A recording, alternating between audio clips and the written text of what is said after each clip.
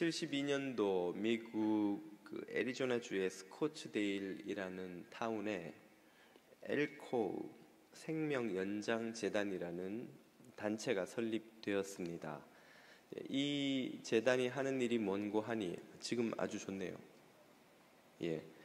뭔고 하니 죽은 사람의 시신을 액체 질소로 급속 냉동해서 냉동고 같은 곳에 보관해주는 그런 단체입니다. 아니 그걸 왜 하나? 이 단체에 회원으로 가입한 사람이 죽을 때가 가까워지면 이 단체 직원들이 찾아옵니다. 그리고 의사의 사망 진단이 내려지면 그 즉시로 시신을 16가지 약품으로 처리를 한 후에 액체 질소 탱크 속에 넣어서 급속 냉동을 해서 거대한 냉동고에 집어넣는 것이죠. 한마디로 시신을 얼려서 보관해 주는 곳입니다. 이걸 왜 하나? 여기에 그 시신을 맡기려면 최소 1인당 한 구당 20만 불 이상씩의 회비를 내야 되는데요. 그렇게 큰 돈을 왜 주면서 시체를 거기에 저장하는가? 이 재단에 가입한 사람들은 언젠가 과학기술이 발달해서 자신들을 다시 살려줄 수 있는 그런 기술이 나오리라고 믿는 것이죠. 지금 당장은 그게 안 되니까 그 기술이 나올 때까지 시신을 얼려주는 그 서비스를 20만 불을 내고 받는 것입니다. 언제가 될지는 모르지만 아무튼 기술이 지금보다 더 발달하면 자기들이 다시 살 수 있을 것이다 이렇게 믿는 것이고, 또 이 재단은 그럴 수 있다고 홍보하면서 회원을 모집하는 것입니다. 2016년 현재 한 1천여 명의 회원들이 가입되어 있고요. 작년이군요. 2016년이니까. 그리고 실제로 냉동된 시신이 147구가 그 안에 들어가 있다고 합니다.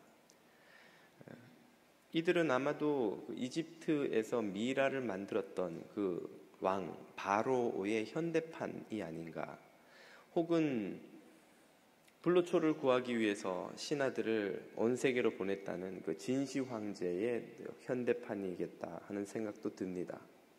아무튼 부활과 영생을 믿고 기대하는 이들은 우리 그리스도인들만이 아닌 것만은 확실합니다. 기독교인이 아닌 이들도 다시 살고 또 더 살고 어쩌면 영원히 사는 것을 꿈꾸는지도 모르겠습니다. 그들의 소망과 우리의 소망이 다른 점이 있다면 우리의 소망은 확실한 근거가 있다는 것이죠. 그 근거는 바로 부활의 첫 열매가 되신, 이미 부활하신 예수 그리스도이신 줄로 믿습니다. 이것 때문에 우리의 부활의 소망은 세상 그 어떤 사람들이 가지고 있는 소망보다 더욱더 확실하고 더욱더 믿을 만한 것이라 생각하는데요. 오늘 이 성탄 전야에 여러분의 마음속에 이 부활의 소망이 확실히 자리 잡을 수 있기를 축복드립니다. 목사님, 오늘이 성탄절이에요? 부활절이에요? 성탄절이면 어떻고 부활절이면 어떻습니까? 부활의 소망이야 1년 365일 우리가 되새겨도 좋은 소망이 아니던가요? 오늘은 하나님 나라 천국 설교를 해오면서 교우들이 던진 질문들 중에서 이 부활에 관련된 질문만 몇 가지를 좀 뽑아서 답을 해볼까 합니다. 첫 번째 질문은, 사람들이 다 부활해서 그 새하늘과 새 땅이 이 땅에 이루어져 여기 지구에서 우리가 살게 된다면 지금도 좁아 터져서 살기 힘들어 죽겠는데 더욱더 좁아지지 않겠느냐, 좁아서 어떻게 사느냐 하는 질문이 있더군요. 첫 번째 우리가 알아야 될 것은 모든 사람이 부활해서 다 이 지구에 함께 살게 되지는 않는다는 것이죠. 요한복음 5장 28절은 이렇게 말합니다. 이를 놀라게 여기지 말라. 무덤 속에 있는 자가 다 그의 음성을 들을 때가 오나니 선한 일을 행한 자는 생명의 부활로, 악한 일을 행한 자는 심판의 부활로 나오리라. 부활을 하기는 하는데 생명의 부활을 하는 사람이 있고 심판의 부활을 하는 사람이 있고, 새하늘과 새 땅에서 사는 사람들은 이제 생명의 부활로 그 부활을 경험한 사람들만이겠죠. 그러니까 모두가 부활해서 사는 것은 아니다는 것이 첫 번째 답이 되겠고요. 두 번째는 설사 전부 다 생명의 부활로 부활한다 할지라도 실제로 그렇게 해서 함께 살게 되는 사람의 수는 그렇게 많지 않다는 것이죠. 과학자들은 이 땅에서 살다 간 사람의 인류의 총수를 지금 현재 살고 있는 사람들의 한 2배 정도로 봅니다. 140~150억 정도. 우리는 현재 70억 인구가 지구에 바글바글하며 사니까 항상 이랬던 것 같지만 인류 역사의 대부분의 시간 동안 지구는 텅 비어 있었습니다. 4대 문명의 발상지가 된 강유역을 제외한 대부분의 땅은 그냥 비어 있었고, 또 인구 증가 역시도 최근에 인류 역사에 극히 최근에 와서야 기하급수적으로 늘어났지 그전에는 대단히 적은 수였던 것이죠. 다 해봐야 한 140~150억 정도밖에는 안 된다 하는 것이고요. 세 번째는 지금도 사실은 지구는 대부분 텅 비어 있습니다. 우리가 좁다고 느끼는 이유는 도시에 밀집해서 살기 때문이죠. 여러분 차 타고 1시간만 시골 지역으로 나가보면 빈집 빈 땅이 천지입니다. 동부는 숲, 서부는 조금 나가면 전체가 그 끝도 없는 들판이에요. 땅이 좁아서 사람들이 좁다고 느끼는 게 아니에요. 도시에 몰려 사니까 그런 것이지요. 네 번째로 땅이 회복되면 지금보다 살 수 있는 땅이 훨씬 넓어지리라고 생각해 볼 수 있습니다. 지금 육지의 20%는 사하라 사막을 포함한 사람이 살 수 없는 사막이지요. 또 가장 땅이 넓은 나라인 러시아, 두 번째 나라인 캐나다의 북부의 그 드넓은 땅은 대부분 사람이 살 수 없는 동토, 얼음의 땅입니다. 만약에 이것이 이제 지구가 23.5도 기울어져 있기 때문에 이런 지방이 생기는 것인데, 이 문제가 어떻게든 해결된다면 그 땅이 다 사람들이 살 수 있는 땅으로 바뀌면 끝도 없이 땅이 넓어지는 것이죠. 게다가 해수면이 1m만 내려가도 해안에 광활한 너비의 해안 평야가 생깁니다. 어떤 사람들은 계시록 21장 1절에 새하늘과 새 땅을 묘사할 때 등장하는 바다도 다시 있지 않더라 하는 표현에 주목하기도 하는 것이죠. 결론은 여러 가지 긴 설명을 했습니다만은 땅이 좁아서 다 함께 못 살까 걱정할 필요가 없다는 것입니다. 두 번째 질문은 우리 그리스도인들은 화장을 하면 안 되는 것 아닙니까? 하는 것이었어요. 예전에도 제가 이 질문을 들은 적이 있는데, 결론부터 말씀드리면 화장을 하나 매장을 하나 제가 되는 건 똑같습니다. 금방 제가 되냐 좀 시간이 걸려서 제가 되냐의 차이일 뿐이지 결과적으로 아무 다를 게 없다는 것이죠. 화장을 하면 우리 몸이 불타서 다 없어져 버리는 것처럼 생각하기 쉽습니다만 사실은 전혀 그렇지 않습니다. 과학자들이 질량 보존의 법칙이라는 걸 발견했죠. 닫힌 개, 이 우주 안에 있는 총 질량은 늘어나거나 줄어들지 않고 항상 일정한 값을 유지한다는 것인데, 다른 말로 하면 이 우주 안에 있는 물질은 소멸되지 않는다는 거예요. 그 원자들이 결합되는 분자 구조만 바뀔 뿐, 형태만 바뀔 뿐. 어떻게 바뀌냐? 우리 몸을 시신을 불태우면 몸의 70%를 차지하는 수분은 증발되죠. 나머지 30% 중에 상당한 부분은 연기가 되어서 대기 중으로 흩어집니다. 그리고 남은 것이 우리가 보는 그 재예요. 그러니까 사실은 우리 몸을 이루고 있는 구성요소는 하나도 없어지지 않고 형태만 바꾸어 여기저기 흩어지는 것일 뿐입니다. 부활은 우리 몸의 재료가 얼마나 온전히 남아있느냐와 아무 상관이 없습니다. 무에서 유를 창조하시고 흙으로 생명을 지으신 주님의 능력에 달린 문제죠. 그 능력에 의해서 부활하는 것이므로 아무 걱정할 필요가 없는 거예요. 혹시 화장을 생각하고 계신다면 아무 염려하실 필요가 없고요. 자연을 생각하면 화장은 참 좋은 방법이라는 생각이 듭니다. 저도 좀 건강한 상태로 죽음을 맞이하게 되면 장기 기증을 하고 남은 몸은 화장을 하는 게 저를 말하는 거예요. 어떨까 생각을 합니다. 우리 애들이 제 무덤을 찾아올 것 같지도 않고 그냥 기억만이라도 해주면 요즘도 잘 안 가는데 우리 아이들의 세대에 뭐 아버지 무덤을 찾아가고 뭐 그런 게 있겠어요? 남아 있겠어요? 그래서 저는 화장이 좋겠다. 비용도 좀 적게 들지 않나요? 아마 모르겠습니다만은 그렇습니다. 세 번째 질문은 부활하면 결혼을 더 이상 못해서 그 남녀의 성이 주는 즐거움은 사라지는 것이 아닙니까? 팩트 체크를 해보자면 그 말이 맞습니다. 예수님이 그렇게 말씀하신 적이 있죠. 오늘 본문에 이렇게 나옵니다. 예수께서 대답하여 이르시되 너희가 성경도 하나님의 능력도 알지 못하는 고로 오해하였도다. 부활 때는 장가도 아니가고 시집도 아니가고 하늘에 있는 천사들과 같으니라. 장가 시집을 안 간다. 남녀의 성구분이 없다 이 말이에요. 천사들이 그렇다는 거죠. 그러므로 성경에 천군 천사라는 표현이 나올 때 이 천군 천사는 남자예요 여자예요 이렇게 묻는 것은 아무 의미가 없는 질문입니다. 성구분이 없다는 거예요. 우리가 부활하면 더 이상 남자의 특징 여자의 특징 이런 게 남아있지 않게 될 겁니다. 그러면 남녀의 그 성이 주는 즐거움이 없어지면 부활하고 나면 우리의 즐거움이 더 커져야 되는데 줄어드는 것 아닌가요?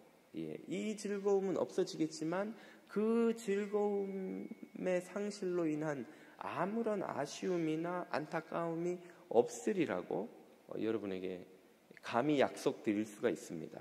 왜 그런 것일까요? 이 성이 주는 즐거움이 유효한 조건이 있습니다. 예를 들어보자면 제가 어릴 때만 해도 죄송합니다. 저도 어릴 때 그 갤러그, 테트리스 이런 오락게임을 좋아했어요. 처음 나왔을 때 50원 들고 가서 테트리스 한번 하려고 오락기 뒤에 서서 앞에 친구가 빨리 안 끝나나 기다렸던 기억이 생생한데 우리 평화하고 최근에 좀 놀아주려고 같이 게임을 해봤습니다. 이 게임이 그때와 비교할 수 없이 그래픽이니 뭐 성능이니 이런 게 발달했잖아요. 얼마나 리얼합니까? 그런데 그렇게 재미있었던 게임 그 자체로만 보자면 저는 아무 재미가 없는 거예요. 이거 맨 쏴서 죽이는 건데 반복하면 더 기술이 좋아지겠죠 물론. 근데 재미가 없는 거예요. 왜 재미가 없을까요? 제가 변했기 때문이죠. 제가 여러 가지 경험을 하면서 또 많은 어릴 때는 하지 않았던 즐거움을 경험하면서 이제는 그것이 더 이상 즐겁지 않은 사고 구조를 갖게 되었고 마음 상태를 그리고 또 하나는 제 몸이 변했기 때문입니다. 여러분 우리가 이 세상에서 누리는 즐거움의 상당 부분은 우리의 육체의 조건에 의해서 이루어지는 거예요. 성징이 생긴 다음에 성의 즐거움이 있잖아요. 어린 아기들은 성적인 즐거움을 모르죠. 왜냐하면 성적인 기능이 발달하지 않았기 때문에. 우리 몸에서 성적인 기능이 사라지면 아무런 성에 대한 욕구가 존재하지 않게 됩니다. 남아있지 않게 되는 거예요. 우리 어르신들, 젊은이들이 어르신 같이 축구해요. 그러면 무슨 생각이 드세요? 즐거우세요? 아니면 겁이 덜컥 나세요? 이 젊은이가 이게 됐네. 자네들끼리나 해. 별로 축구하자는 공차자는 이야기가 즐겁지 않아요. 그거 하다 다치면 어떻게 할 것이며 일단 몸이 그 공이 쫓아가는 속도를 감당할 수 없기 때문에 하나도 즐겁지가 않은 거예요. 그럼 어르신들은 어떤 걸로 즐거움을 느낍니까? 이런 댄스 있잖아요. 제가 뭐라고 부르는지 모르겠어요. 그런 가벼운 댄스나 걸어 다니면서 해도 되는 골프나 여러 가지 그 신체에 적합한 어떤 활동을 할 때 즐거움이 느껴지는 거예요. 우리가 누리는 즐거움은 우리의 신체의 조건에 의해서 좌우되는 것입니다. 그러므로 부활의 몸이 성적인 즐거움 구조를 갖지 않게 되면 더 이상 거기에 대한 아무런 욕구가 없어져요. 하나도 그것이 아쉽지 않고 그 부활의 몸이 주는 즐거움 때문에 그것에 아무런 안타까움이나 아쉬움을 더 이상 느끼지 않게 된다는 것이죠. 여러분, 부활의 몸이 주는 즐거움이 어떤 것일지 물론 제가 다 설명드릴 방법이 없고 저도 모르니까 그러나 확실한 것은 여러분이 무엇을 기대하든 그 이상의 즐거움을 맛보시게 될 것입니다. 이 부서지기 쉽고 연약한 육체와 비교할 수 없는 육체의 기쁨이 거기에는 있을 것이에요. 그런 기쁨을 다 맛보시기를 축복드립니다. 마지막 질문은 이것입니다. 부활의 몸과 현재 우리의 몸이 어떻게 다르냐 하는 것이죠. 앞에서도 조금은 살펴봤습니다만 부활의 몸은 도대체 어떤 모습일 것이냐. 일단 제가 믿기로 확실하지 않을까라고 혼자 생각해 보는 것은 키는 지금보다 커질 것 같아요. 그렇지 않겠어요, 여러분? 우리 키에 대한 한이 많잖아요, 우리는.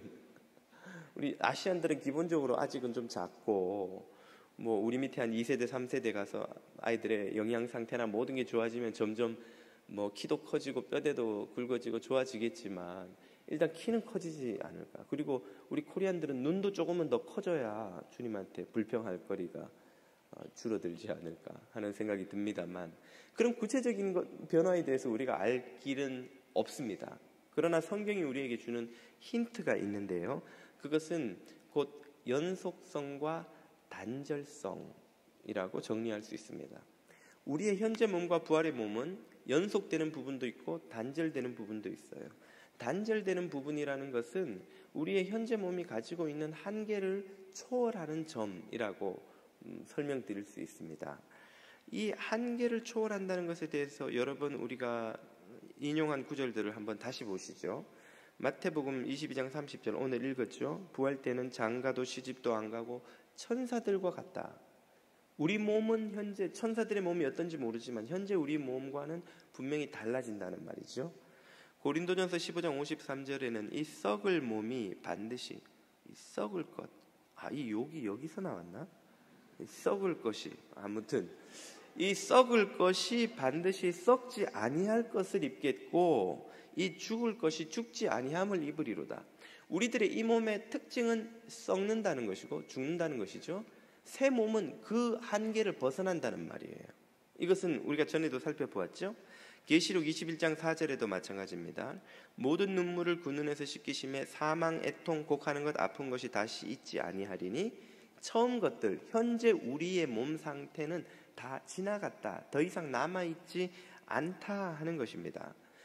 이런 몸의 질적인 변화, 현재 썩는 몸으로부터 썩지 않는 몸, 죽는 몸으로부터 죽지 않는 몸으로의 질적인 변화가 있기 때문에 현재 몸과 부활의 몸은 어떤 단절이 이루어진다는 거예요. 뭔가 바뀐다는 거예요. 이 바뀐다는 것으로 인해서 공관복음에는 아주 재미있는 표현이 등장합니다. 부활하신 예수님을 그분과 가장 가까웠던 제자들이 알아보지 못한다는 것이죠. 그런 장면들을 여러 곳에서 봅니다. 요한복음 20장 14절인데요. 마리아가 이 말을 하고 뒤로 돌이켜 부활하신 예수님을 봤는데 서 계신 것을 보았으나 예수이신 줄을 알지 못하더라. 뭘 3년을 헤어졌다 온 것도 아니고 3일 못 봤다고 그 마리아가 예수님을 못 알아봤다는 거예요. 그래서 어떤 대화가 오갑니까? 예수께서 이르시되 여자여 어찌하여 울며 누구를 찾느냐 하시니 마리아는 그가 동산지기인 줄 알고 이르되 주여 당신이 옮겼거든 어디 두었는지 내게 이르소서 그리하면 내가 가져가리이다. 지금 예수님을 동산지기로 착각합니다. 그분의 모습이 뭔가 다르게 변했다는 거예요. 앞에 나오는 인용 구절을 우리가 근거로 추정해 보자면 주님이 남자의 특징을 가지고 오셨던 그 모습으로부터 천사의 몸처럼 어떤 방식으로든지 변했다는 것이죠. 그래서 마리아가 못 알아봤다는 거예요. 다른 제자들도 마찬가지입니다. 요한복음 21장 4절 이하를 보십시오. 날이 새어갈 때에 예수께서 바닷가에 서셨으나 제자들이 예수님을 보고도 예수이신 줄을 알지 못하는지라. 12제자들이 아무도 그분이 예수님인지를 보고도 알아채지를 못했어요. 그래서 나중에는 어떤 표현이 나오냐면 12절 예수께서 이르시되 와서 조반을 먹으라 하시니 제자들이 주님이신 줄 아는 고로 당신이 누구냐 감히 묻는 자가 없더라. 여러분 이 표현이 아주 재밌지 않습니까? 지금 설교 시간에 제가 설교하러 올라와야 되는데 강용숙 목사님이 올라온 거예요. 그러면 여러분이 묻겠죠. 당신은 누구요? 김 목사가 와야 되는데 왜 당신이 와 있어? 강 목사님이 저하고 생긴 게 다르니까 여러분이 그렇게 물으실 수 있겠죠. 지금 이 구절은 감히 묻는 자가 없더라. 이 말은 그렇게 물을 법한데 묻지 않았다 이 말이에요. 그렇게 물을 법한데 사람들이 묻지 않았다. 왜? 그분이 예수신 줄 아니까. 이 말은 보기에는 예수님이 아닌 것 같은데 제자들이 예수님이라는 걸 알게 됐기 때문에 당신이 누구냐라고 물을 법한 상황에서 묻지 않았다는 거예요.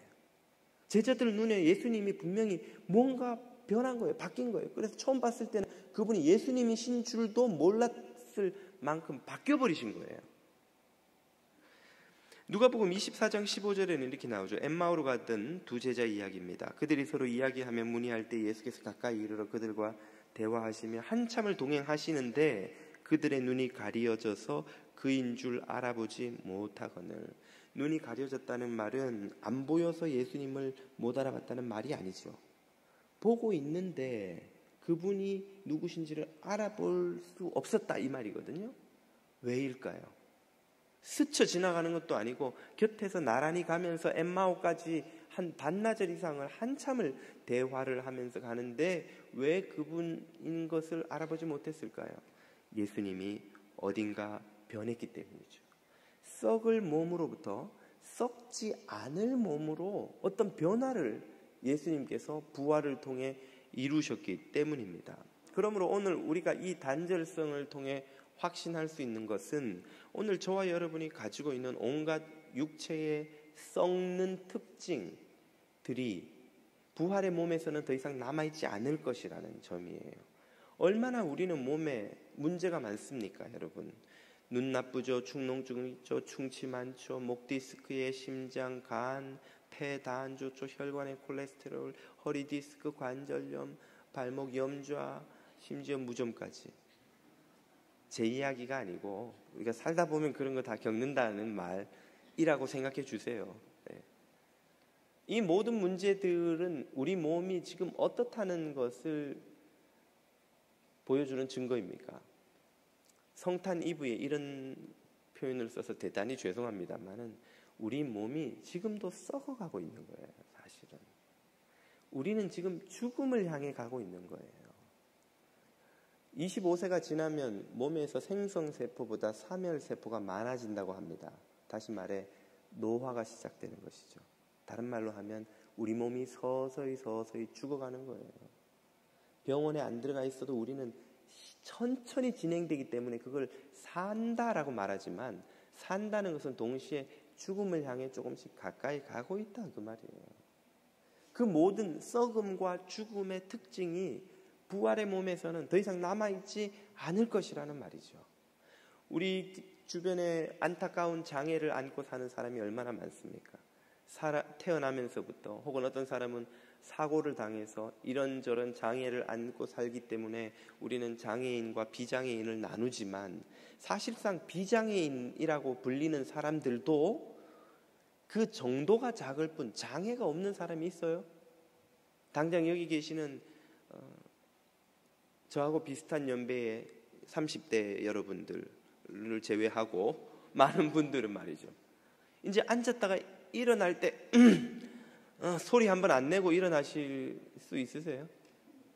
허리 이렇게 굽히고 한 1분만 일한 다음에 젊을 때처럼 벌떡 이렇게 일으키고 하시는 분들 계세요? 벌써 우리는 장애를 안고 사는 거예요. 제가 군대에 있을 때 사단장님, 제가 모시던 장군님이 전군 스트레칭 운동이라는 걸 하시더라고요. 스트레칭하는 방법을 프린트아웃해서 그 관물대 앞에 다 붙여놓게 하고 매일 아침 눈 뜨면 하라는 거예요. 저도 그렇고 우리 같은 내무반에 있는 군인들이 그걸 도대체 왜 시키는지 이해를 못했어요. 아니 눈 뜨면 벌떡 일어나서 달려나가면 되지.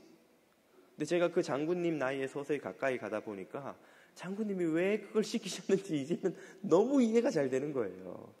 아침에 스트레칭 안 하고 잘못 나가다가는요 삐끗해가지고 하루 종일 누워 있어야 돼요. 이 몸이 준비 운동을 워밍업을 안 하면 이제는 망가지는 그런 단계에 접어들어 살아가죠. 우리 그게 무슨 말인지 이해 안 되는 젊은 분들도 여기 많이 계십니다만 제가 예언할게요. 얼마 안 지나 이해하시게 될 겁니다. 눈 몇 번만 깜빡깜빡 하고 나면 여러분 금방 이해하시게 돼요. 저도 그렇게 생각했어요. 근데 왜 그러시나 어른들이. 금방 이해가 돼요. 우리 몸이 가지고 있는 이 모든 한계들이 부활의 새 몸을 입을 때에 완전히 그것을 극복하게 되고 초월하게 되고 단절하게 되고, 그래서 온전한 조화를 이룬 몸, 주님께서 이 세상을 처음 창조하시고 보시기에 심히 좋았다라고 하는 그 아름다움과 균형과 조화와 강건함이 있는 몸을 새하늘과 새 땅에서 우리 성도들은 입게 될 줄로 믿습니다. 여러분, 그 소망을 가지시기를 축복드립니다.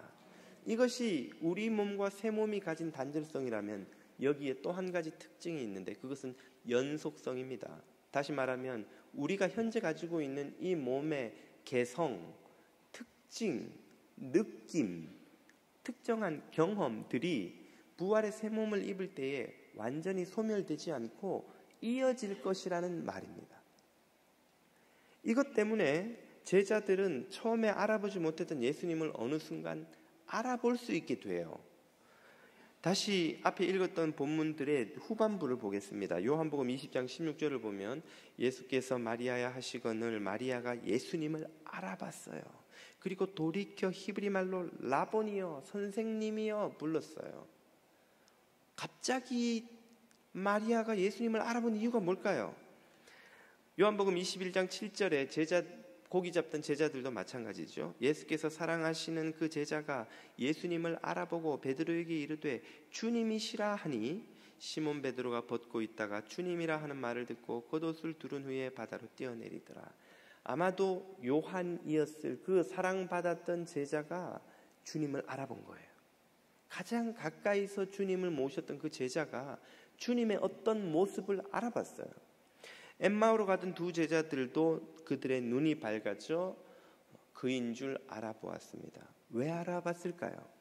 예수님이 가지고 계셨던 예수님만의 고유성, 어떤 개성, 특징, 느낌, 혹은 습관, 혹은 그분의 경험이 가져다 준 어떤 현상이, 그 고유성이 여전히 새 몸에도 남아 있었다는 거예요. 그래서 제자들이 어느 순간 그것을 보고 깨닫게 된 것이죠. 이분이 바로 주님이시라는 것을. 이것을 우리가 다음의 구절에서 더 확실히 알 수 있는데요. 요한복음 20장 27절을 보면 예수님이 도마에게 이르시되 네 손가락을 이리 내밀어 내 손을 보고 네 손을 내밀어 내 옆구리에 넣어보라. 그리하여 믿음 없는 자가 되지 말고 믿는 자가 되라. 예수님 손에 뭐가 있다고요? 못자국, 허리에 창자국. 그것은 언제 생긴 흉터입니까? 예수님이 십자가에서 죽으실 때, 묻히실 때, 부활하시기 전에 생긴 흉터잖아요. 그게 부활하신 새 몸에도 남아 있다는 거죠. 예수님의 경험이 그분의 몸에 흔적을 남겼는데 그 흔적이 새 몸에도 남아 있다는 거죠. 여러분, 우리가 부활해서 입게 될 새 몸을 마치 하나님이 천국 창고에 공장에서 만들어낸 삐까뻔쩍한 새 몸을 쫙 진열해 놓고 있다가 부활의 몸에 하나씩 입어라, 그리고 막 갖다 던져줘서 입게 돼서 모두 다 똑같이 막 번쩍번쩍 빛나긴 하지만 똑같이 생긴 모습으로 부활의 그 새 몸을 입게 될 것이다 라고 기대할 수는 없다고 저는 믿습니다. 왜냐하면 주님은 다양성과 창조성을 너무너무 사랑하시는 분이죠. 주님이 이 세상에 만드신 피조 세계의 동물들, 생물들, 식물들, 곤충들을 한번 보세요. 얼마나 그 종류가 많고 다양합니까? 그 다양한 종 중에서도 종 하나하나 안에서도 똑같은 게 없어요. 여러분, 개미가 다 개미인 것 같지만 개미 안에 종이 도대체 그 종 다음에 속인가요? 속이 몇 개로나 분화되어 있는지 여러분 아세요? 모르시죠? 저도 몰라요. 근데 예전에 보았던 책에 보니까 엄청나게 종류가 많더라고요. 흰 개미, 빨간 개미, 까만 개미, 노란 개미, 긴 개미, 짧은 개미, 굵은 개미, 푸른 개미, 다리 짧은 개미, 다리 긴 개미, 엉덩이 두꺼운 개미, 좁은 개미, 머리가 큰 개미, 더듬이가 긴 개미. 종류가 너무 많아서 지금도 과학자들은 계속 새로운 종류의 개미들을 발견해내고 있어요. 오지에 들어가서. 얼마나 다양성이 많은 세상인지. 그런데 하나님이 우리를 부활의 새 몸을 입게 해주실 때 다 똑같은 개성도 없는 획일화된 똑같은 모습으로 모든 성도들은 넘버로 붙여가지고 말이죠. 넘버로 똑같이 생겼으니까 구분할 방법이 없네. 넘버로 하자. 네가 죽은 날 카운트해서 1, 2, 3, 4 이렇게. 그렇게 하시지 않을 거라는 거죠. 분명히 다양한 모습으로 우리를 재창조, 부활의 몸을 입게 해주실 건데 어떤 것을 근거로 하실 것이냐. 지금 우리가 사는 이 삶이 바로 그 고유성, 그 개성의 근거가 되는 거예요. 지금 우리가 하는 경험, 우리가 살아가는 방식, 우리가 우리의 몸을 관리하는 방식, 우리가 행동하는 방식, 또 우리가 경험한 모든 것이 우리 몸에 어떤 형태로든 흔적을 남기는 거예요. 고유성의 흔적을. 그리고 그것은 부활의 몸에도 연속될 것이라는 말이죠. 우리가 죽으면 지금 이 땅에서의 삶의 모든 기억도 경험도 이런 흔적도 습관도 개성도 싸그리 그냥 포맷돼 버리고 완전히 새 컴퓨터처럼 새 몸의 새로운 방식으로 뚝 떨어지는 그런 방식으로 새 몸을 입게 되지 않을 것이라는 말입니다. 게다가 그런 삶에는 오늘 우리가 부르는 일상이라는 것도 여전히 계속됩니다. 누가복음 24장에는 이런 표현이 나오죠. 내 손과 발을 보고 나인 줄 알라. 또 나를 만져보라. 영은 살과 뼈가 없으되 너희 보는 바와 같이 나는 그 살과 뼈가 있느니라. 그리고 이에 구운 생선 한 토막을 드리니 받으사 그 앞에서 잡수시더라.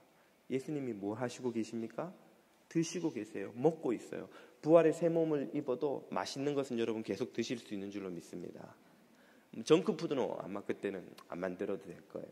왜냐하면 건강한 음식으로도 너무나 풍성한 음식이 가능할 테니까. 아담과 하와는 오로지 나무 열매만 따먹고도 그토록 강인함과 조화로움을 유지할 수 있었던 것이죠.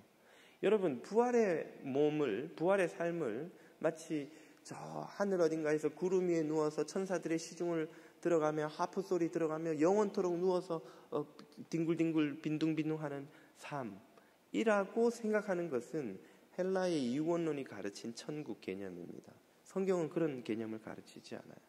부활의 삶은 오늘 우리가 살아가는 이 일상처럼 어떤 형태의 삶이 있습니다. 거기서 할 일이 있어요. 거기서 우리가 계속되는 일상이 있습니다. 아마 거기서 자고 눈 뜨고 하는 것이 오늘 우리가 이 몸을 갖고 있는 그런 방식으로 이루어지리라고는 생각지 않습니다만은 어떤 방식으로든 매일의 삶이라는 게 있는 거예요. 그리고 그 삶의 시작은 오늘 우리가 살아가는 이 오늘의 일상으로부터 영향을 받는다는 것이죠. 그렇다면 여러분이 지금 하고 있는 많은 일들이 영원까지 영향을 미친다는 것을 깨달으셔야 합니다. 사람들이 음악을 연주하고 그림을 그리고 어떤 숙련된 자기 직업이나 혹은 취미에서 자신을 숙련시키는 활동을 하죠. 아이고 이거 벌어먹고 살기 위한 거지. 이거 뭐 죽어버리면 다 끝인데 이거 내가 열심히 해서 뭐 하나. 내가 나이가 몇인데 지금 이 나이에 공부해서 뭐 하나. 이거 뭐 돈 되는 것도 아닌데 그냥 취미로 하는 건데 뭐 더 열심히 해서 뭐 하나. 라고 하는 모든 생각들이 그 일의 가치를 깨닫지 못한 것이라는 말이죠. 그것은 영원까지 영향을 미칩니다. 여러분, 그러므로 지금 내 나이나 내 상황이나 내 조건이나 내가 타고난 재능 때문에 내가 오늘 무엇인가를 더 숙련하며 더 뛰어난 수준으로 향상시키기 위해 노력하는 모든 수고가 결코 헛되지 않다는 것을, 결코 멈춰서는 안 되는 일이라는 것을 깨달으실 수 있기를 축복드립니다. 내가 이렇게 살다가 죽으면 그만이지 뭐 지금 이 삶이 필요하나. 요리하시는 주부 여러분, 그것이 결코 의미 없는 것이 아니라는 것을 깨달으시길 바랍니다. 공부를 하시고 성경을 읽으시고 뭔가 연구를 하시고 내가 무슨 학자가 돼서 교수가 돼야만 계속 책을 보고 연구를 하나요? 이 세상에 하나님이 만드신 이 무궁무진한 세상을 연구할 거리가 얼마나 많은지, 평생토록 우리는 책 보고 연구하고 발전돼 나갈 수 있고, 그것은 영원까지 영향을 미친다는 거예요. 여러분, 그런 관점을 가지고 다시 여러분의 삶을 보시면 여러분의 직업도, 여러분의 취미도, 여러분의 가정생활도, 자녀와 배우자와 친구와 보내는 모든 시간도 얼마나 그것이 의미 있고 가치 있고 중요한 것인지 모릅니다. 없어지는 게 아닌 거예요. 소멸되는 게 아닌 거예요. 그것을 깨달으면 우리의 부활의 소망이 더욱더 생생해지는 것이죠. 여러분, 그 학교를 졸업할 때 막 실력을 쌓아서 내가 이 분야에서 더 성공적인 커리어를 쌓고 싶을 때 우리는 더 열심히 공부하고 준비하잖아요. 왜요? 그 수고와 땀 흘림이 의미가 있다는 것을 알기 때문에, 성과를 거둘 거라는 것을, 대가가 돌아올 거라는 것을 알기 때문에. 오늘 우리의 삶이 마치 교회에 와서 뭐 기도하고 전도하는 것만 의미 있는 삶이고 나머지 직업생활, 가정생활은 다 그냥 죽으면 끝인 것인 양 생각하기 쉽습니다만, 그것이야말로 이원론에 빠진 가장 심각한 폐해 중의 하나입니다. 우리의 모든 삶은 주님이 주신 달란트를 사용하는 삶이에요. 이것을 깨닫고 이 부활의 소망이 여러분 안에 더욱더 풍요롭고 의미 있고 가치 있게 여러분 안에 자리 잡을 수 있게 되기를 축복드립니다. 부활의 소망으로 더욱 충만해지는 성탄이브 되기를 다시 한번 우리 주님의 이름으로 축복드립니다. 기도드리겠습니다.